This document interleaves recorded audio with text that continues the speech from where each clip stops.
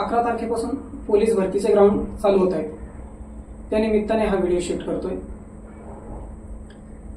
जेव्हा मी पोलीस भरतीच्या ग्राउंडला गेलो आणि 2 गोळे फॉल फेकले.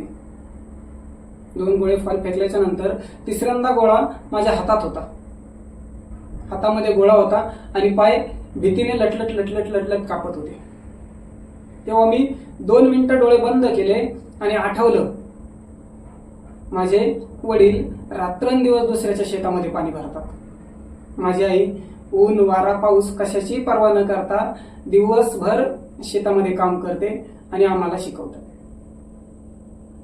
आणि आज जर मी तिसरा गोळा फॉल फेकला तर मला हे माहित नाही मी किती रडेल, पण मला हे माहिती आहे का जेव्हा मी इथून हारून घरी जाईल तेव्हा जी आई माझी भरती होण्याची वाट 4 वर्षापासून पाहते ती किती रडेल.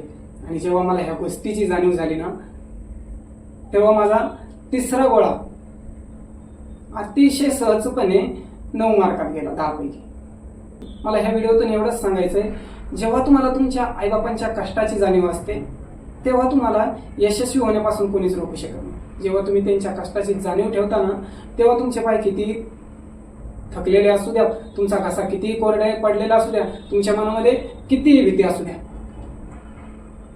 ह्या सगळ्यांवर तुम्ही विजय मिळवता आणि यशस्वी होता. आपल्या आईवडिलांपेक्षा मोठं मोटिवेशन तुमच्यासाठी दुसरं कोणतंच असणार नाही. त्याच्यामुळे जेव्हा जेव्हा तुम्हाला हरायची भीती वाटेल ना, तेव्हा तेव्हा ही गोष्ट नक्की ट्राय करा. आणि सगळ्यांना पोलीस भरतीसाठी ऑल दी बेस्ट. जय हिंद, जय महाराष्ट्र.